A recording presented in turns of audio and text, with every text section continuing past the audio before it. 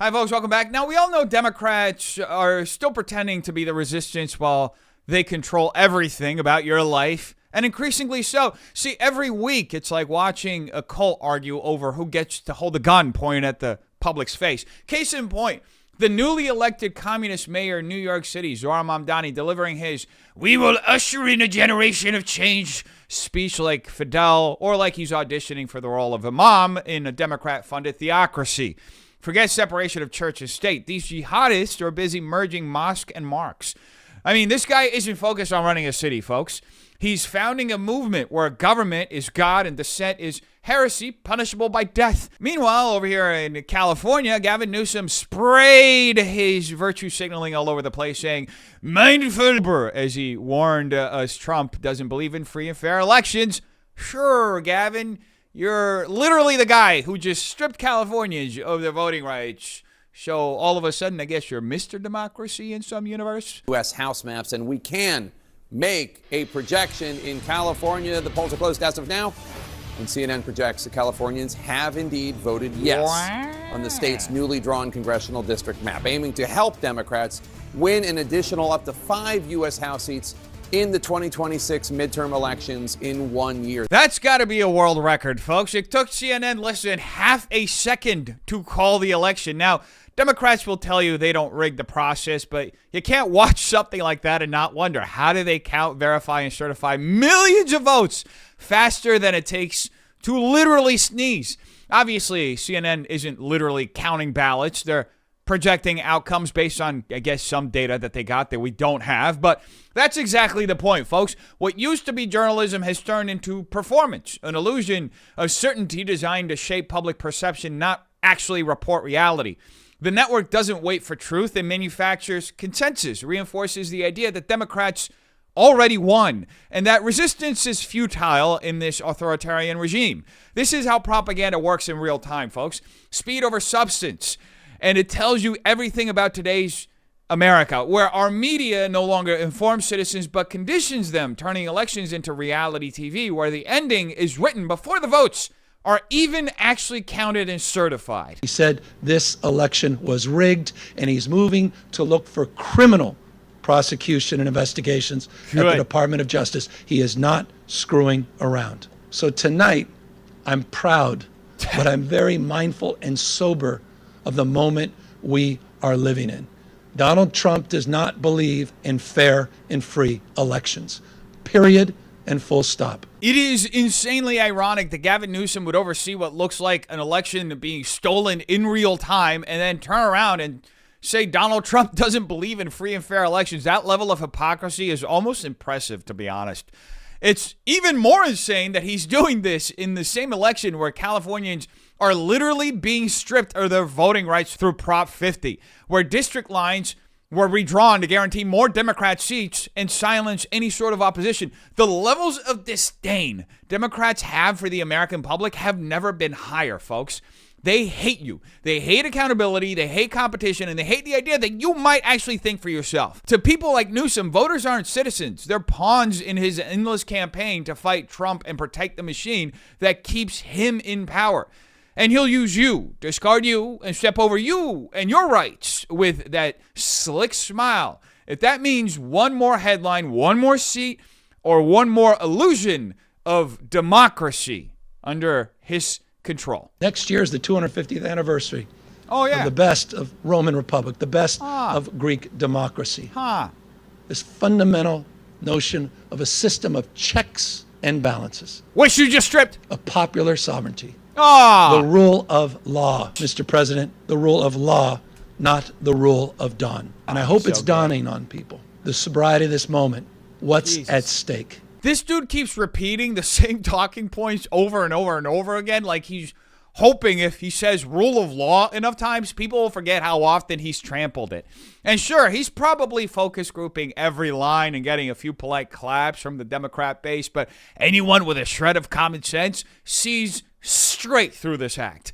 Bro, you came up from a silver spoon so golden it had Getty money stamped on it. You don't speak for working people. You speak for the elite cocktail circuit that funds your career and writes your applause lines. What's really wild is how allergic these people are to reality. They think if they wrap themselves in words like democracy and sovereignty and checks and balances, it somehow erases the fact that they've gutted all three in real time in front of our eyes. Nobody's buying the theater anymore, bro. The longer these fools perform for the cameras, the more obvious it is that this isn't leadership. It's pure self-worship masquerading as virtue. Our founding fathers did not live and die to see the kind of vandalism to this republic and our democracy. Oh, like that you're Donald doing? Trump is trying to perpetuate. Ha! And so my call tonight in the spirit of Whitman talked about the powerful play goes on. We all must contribute a verse. Oh, And shut so up, dude. We need the state of Virginia. We need the state of Maryland. Of course. We need our friends in New York and Illinois and Colorado. We need to see other states with the remarkable leaders that have been doing remarkable things meet this moment head on as well, to recognize what we're up against in 2026. Make no mistake, folks, if you are a red-blooded American, your enemy right now is the Democrat Party. This right here. Gavin Newsom is your enemy, an upper-crust, multimillionaire elite class that wraps itself in the cloth of populism to disguise its contempt for ordinary Americans. Gavin Newsom is a perfect embodiment of that. Born with a silver spoon, backed by Getty money, pretending to be the voice of the working class while selling you out to the highest bidder. Listen carefully to what he's actually saying here. He's openly calling for a coordinated nationwide political takeover, authoritarian takeover, for Democrats in states like Virginia, Maryland, New York, Illinois, and Colorado to step up and consolidate power and control. That's not democracy, folks. That's a cartel.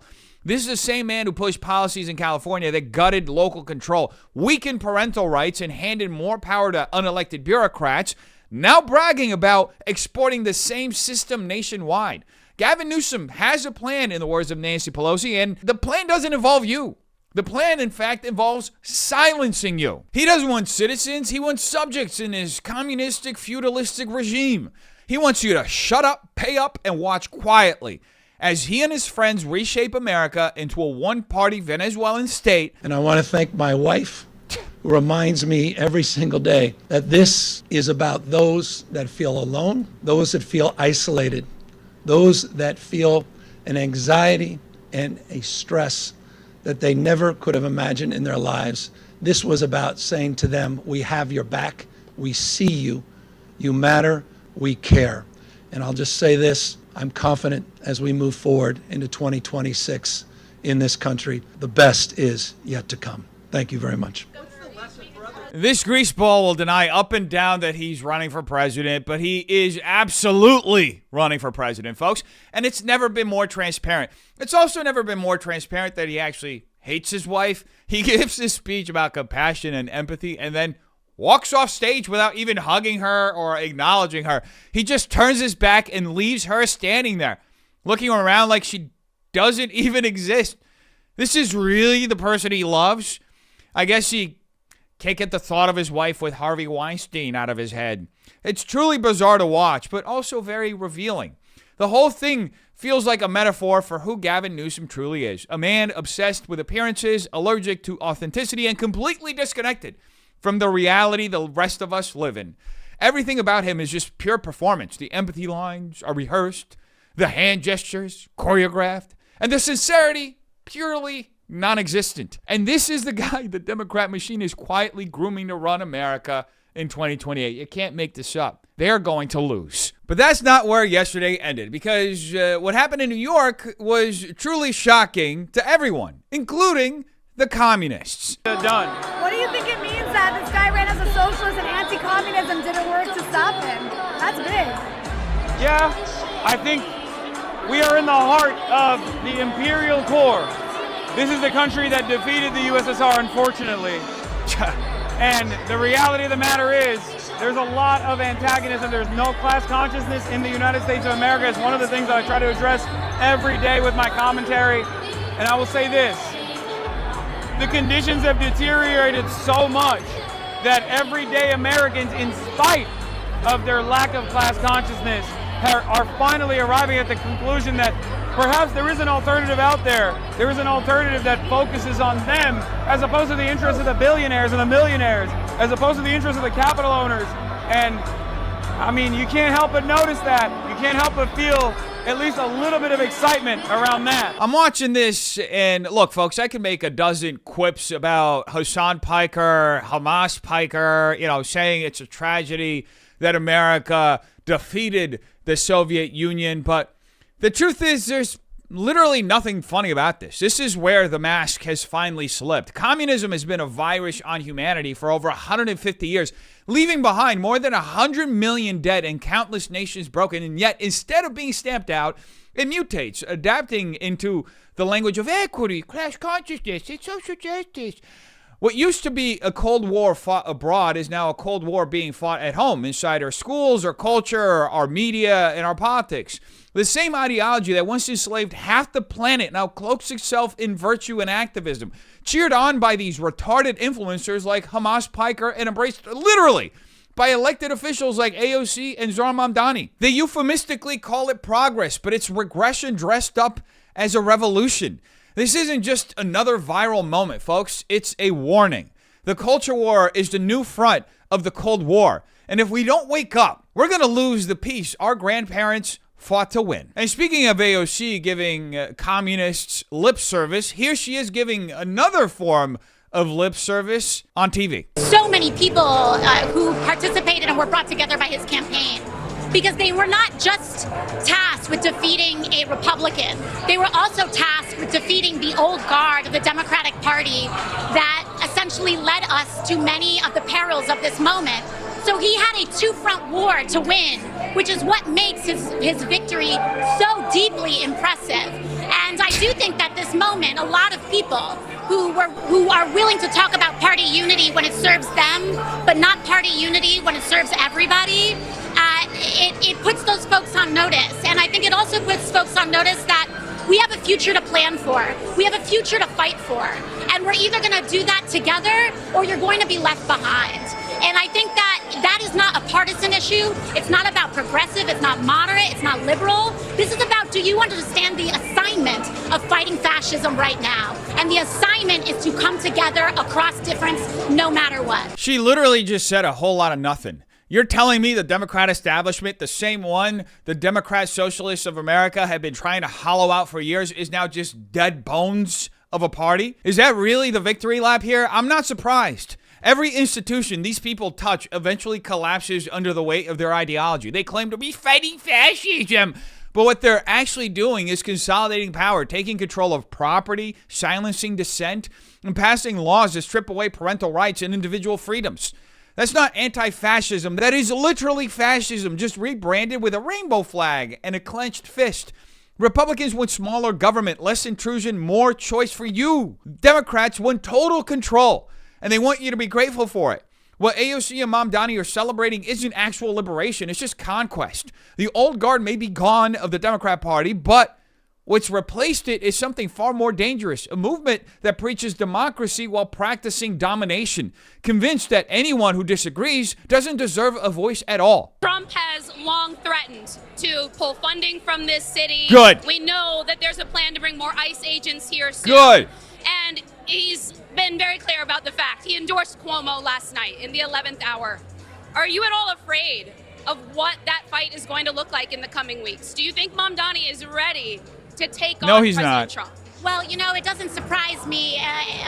President Trump is a 34-time convicted felon, and he is endorsing a sexual harasser that has multiple accusations, very credible accusations and investigations against them.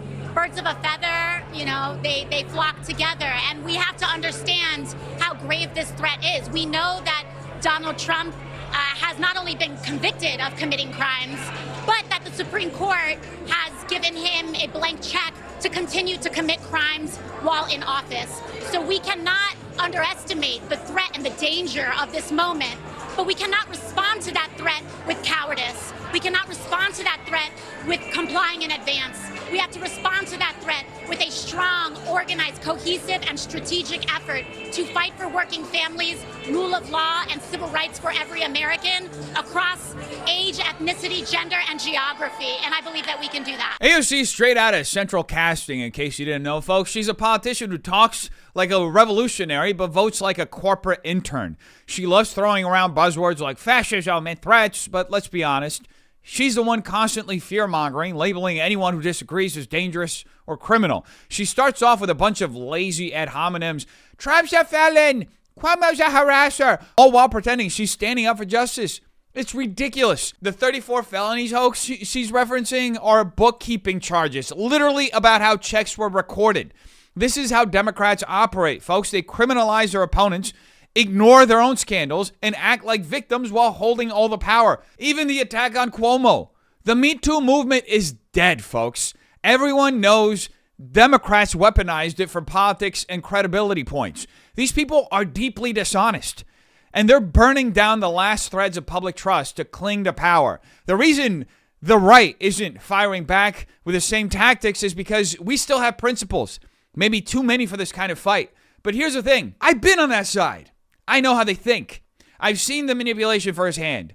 I'm not afraid to match their energy. You want to play hardball? Fine. But don't cry when someone who actually understands your game starts beating you at it. And since we're going down that route, gay Islamic jihadist Zohran Mamdani was elected mayor of New York City yesterday, and his mask immediately slipped. Standing before you, I think of the words of Jawaharlal Nehru.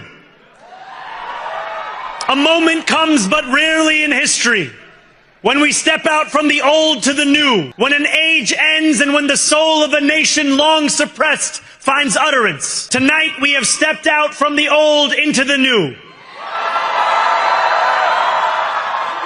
So let us speak now with clarity and conviction that cannot be misunderstood about what this new age will deliver and for whom. This will be an age where New Yorkers expect from their leaders a bold vision of what we will achieve, rather than a list of excuses for what we are too timid to attempt. In case you were wondering, folks, the taquilla worked, and apparently so did the indoctrination. Zohran Mamdani will full jihadist right out the gate, quoting Nehru, a socialist authoritarian who turned post-independence India into a bureaucratic nightmare and crippled its economy for decades. You gotta understand what's happening right here, folks. Democrats have stopped even pretending to admire Western civilization. They're not quoting Washington. They're not quoting Lincoln, Teddy Roosevelt. Who even knows these guys? They're quoting the architects of soft tyranny, men who spoke of freedom while empowering the state to crush faith, family, and private enterprise. And white liberal voters cheer this on, thinking it's virtuous because it sounds global and inclusive. But this isn't progress, it's pure regression. The same ideological rot that hollowed out Europe and parts of Asia is being imported here into America. Socialism wrapped in secularism, authoritarianism dressed as a moral awakening. Just look at London, folks. Look at Paris. Look at any place where identity politics and post-colonial guilt replace civic nationalism and the rule of law. That's the change America, or New Yorkers, just voted for. And if you think it stops in New York, well, you haven't been paying attention. Thank you to those so often forgotten by the politics of our city who made this movement their own. I speak of Yemeni bodega owners and Mexican abuelas, Senegalese taxi drivers and Uzbek nurses, Trinidadian line cooks and Ethiopian aunties. Yes, aunties. To every New Yorker in Kensington and Midwood and Hunts. Does this guy think he was just selected to lead a third world nation? What is this? Not a single mention of Americans, just a laundry list of every foreign group imaginable. And the crowd cheers like this is some kind of moral victory. This is what happens when identity replaces actual citizenship. When people are taught to believe that patriotism is oppressive and that inclusivity means erasing the very people who built this country. It's a logical end of decades of cultural conditioning through academia and media where America stopped being a shared nation and became a collection of just competing tribes. This is how the Roman Republic fell, folks. And you can already see the applause from white liberal elites who think this is beautifully progressive and historic. It's not. It's the prelude to collapse. Because the moment a country's leaders stop speaking to citizens as citizens, when they divide people by race, religion, or origin, the nation stops being a republic. It starts becoming an empire of resentment. And the people clapping for it will be the first ones crying when the system they cheered for turns against them. These are the same people who are going to move to Florida in a couple of months when this guy bankrupts the city and turns it into a full-blown carbon copy of Nairobi. Together, we will usher in a generation of change. And if we embrace this brave new course, rather than fleeing from it, we can respond to oligarchy and authoritarianism with the strength it fears, not the appeasement it craves. That doesn't exist, what you just said, dude. After all, if anyone can show a nation betrayed by Donald Trump how to defeat him, it is the city that gave rise to him. And if there is any way to terrify a despot, it is by dismantling the very conditions that allowed him to accumulate power. Wow. This is not only how we stop Trump, it's how we stop the next one. So Donald Trump, since I know you're watching, I have 4 words for you. Turn the volume up. Make no mistake, folks, this is a declaration of war on the American way of life. What we're witnessing isn't just political theater. It's the next stage of an ideological campaign to dismantle everything that made this country free, prosperous, and strong. This Zohran Mamdani isn't speaking as a civic leader. He's speaking as a communist revolutionary, openly vowing to stop the next Trump by reshaping the American system itself. That's not democracy. That's just seeking authoritarian control. And if Americans keep treating this like background noise, they're going to wake up in a nation where merit, faith, and individual freedom are replaced by state-approved dogma and bureaucratic power. This is what happens when comfort becomes sedation. When people convince themselves politics won't touch their business, their family, or their future, it will. The time for passivity is over, folks. If we want our children and grandchildren to inherit something worth defending, we have to engage now, intelligently, relentlessly, and with moral clarity, because history doesn't forgive nations and people who sleepwalk into surrender. Yesterday was a big win for Democrats, folks. They won New Jersey, New York, as we just saw, Virginia, and California, across the board. But the real question isn't about numbers on a scoreboard. It's about what those numbers actually mean. Is this the product of strategy or a reflection of a country losing its sense of direction? Because what we're seeing isn't normal political momentum. It's ideology solidifying under machinery. California just voted to surrender more of its own voting rights, while New York openly embraces radicalism as progress. So ask yourself, how far are we willing to let this go before we stop pretending it's all just politics? How long before blue victories stop feeling like Democrat outcomes and start feeling like warnings of what's actually to come? When the public begins voting for its own subjugation, when fear, comfort, and propaganda outweigh freedom, what does that say about the health of our republic? These aren't isolated elections, folks. They're early tremors. And the real question is, will America wake up before the quake hits? Or will we keep mistaking the shaking ground beneath us for stability? You tell me what you think in the comments down below. Hope you have a terrific day. Peace.